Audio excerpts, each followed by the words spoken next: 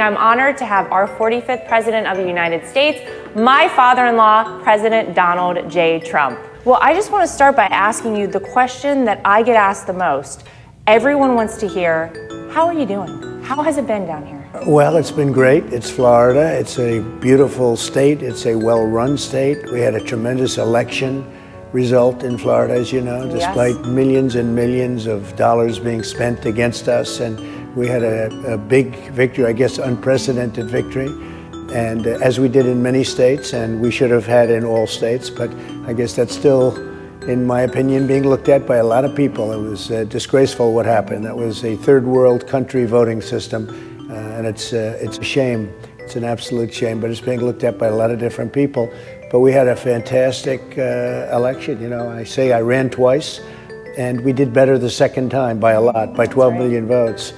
And but I love Florida. It's just a spectacular place. Yeah, well, a well-run state, we would say. I want to ask you, because it took 65 days for Joe Biden to finally come out and do a press conference. I know you've talked about this a little bit, but you were so transparent with the media, and whether they loved you or hated you, you were always happy to go up to them. I remember you would walk out as you were on the way to Marine One and say, let's go, ask me questions, no note cards, nothing.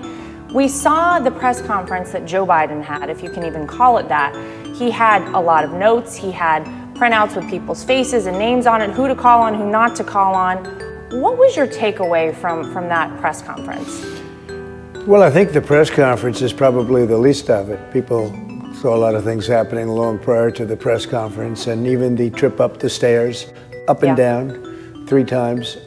There were a lot of things are going on, so we'll see what happens. I hope he's in good shape. I hope he's okay for the sake of the country. Yeah. But I think people get it, and you know, I think very importantly, the things that he said, and whether we debated or whether he just made statements, all of those things were not what he's doing.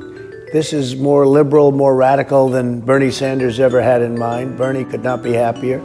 But this is something Bernie would have never suggested what's happening. He never talked about what he's doing to destroy energy, and the Second Amendment now is going to be next. They're going to destroy the Second Amendment. All of the things that they're doing are things, raise taxes at a level, the biggest tax increase in history. Those were not things that were discussed at all during the election. Yeah, well, you brought up a good point. It was actually a little upsetting as an American to see him trip up the stairs so many times. But the media coverage of that versus the way they covered you, every year being obsessed with your physical. I remember when you were at West Point walking down a slippery slope, you know, there were no handles on either side. I know you had slippery shoes on. So you took your time to go down. For a week straight, all they talked about was, are you fit to be president of the United States? Which we know is absolutely ridiculous. But they haven't given the same treatment or scrutiny to Joe Biden when it comes to that.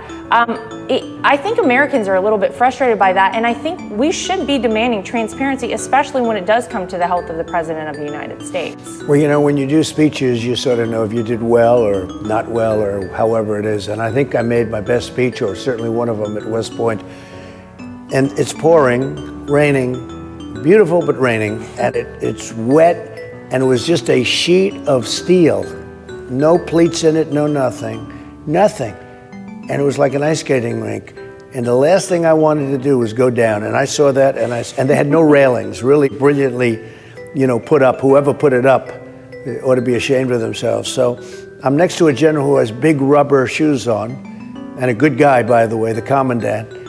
And I say, General, I'm not grabbing you, but I may have to grab you because this is a sheet of ice. So I went down inch by inch like this. I should have just run down the stairs. You could have. They made such a big deal, Yeah. and they never covered my speech. That was, I thought, one of the best speeches, and they never covered the speech. Never even discussed it. I didn't see it. All they do is they have me walking down inch by inch down this ramp. I said, the next time have stairs, please. And it was one of those things. But they covered that for weeks. And this guy falls down 3 times. He couldn't get up. The 3rd time, he didn't know where the hell he was. And it was not on the evening news, other than a couple of networks. Yep. But it wasn't on ABC, CBS, NBC, I don't think. And it got almost no coverage. It's incredible. Now, everybody got to see it because one thing, it gets out there one way or the other. But it was actually a pretty sad situation, if you want to know the truth. It was also sad from the standpoint that we don't have freedom of the press anymore. Yeah, well, that is for sure. I mean, I remember when Gerald Ford fell down the stairs. That was such a big deal. Well, actually, it helped ruin his presidency. You want to really know the truth. I think it was really, every time you see him, they show him now falling down the stairs. And with Biden, they don't want to show it at all. It is a dishonest media that we have. Yeah, well, they certainly allowed him to go unchecked throughout the campaign. They never called him out on anything. We know that big tech, social media outlets were censoring things. Jack Dorsey of Twitter just recently said that it was a mistake to censor the Hunter Biden laptop story during the campaign, which we know. I know you're not ready to answer it yet, but do we have hope that there's a possibility to see Donald Trump run again in 2024? You do have hope. That I can tell you. You do have hope. We love our country, this country. We all owe a lot to our country, but now we have to help our country. And we were there. We were so good. What we did with Iran, what we did with China, we were all set to do some great things. And then you see what's going on right now. China treated our representatives last week in Alaska with such tremendous disrespect. They never talked to me that way. You look at North Korea. I got along with Kim Jong-un, and for 4 years we had no problem. I mean, I was told by President Obama and everybody else that North Korea was our biggest problem. We're going to end up in war with North Korea if that group stayed in. And for 4 years we had no problem with North Korea. Now all of a sudden you see the problem is starting again. No, we have a great country. We have to help our country.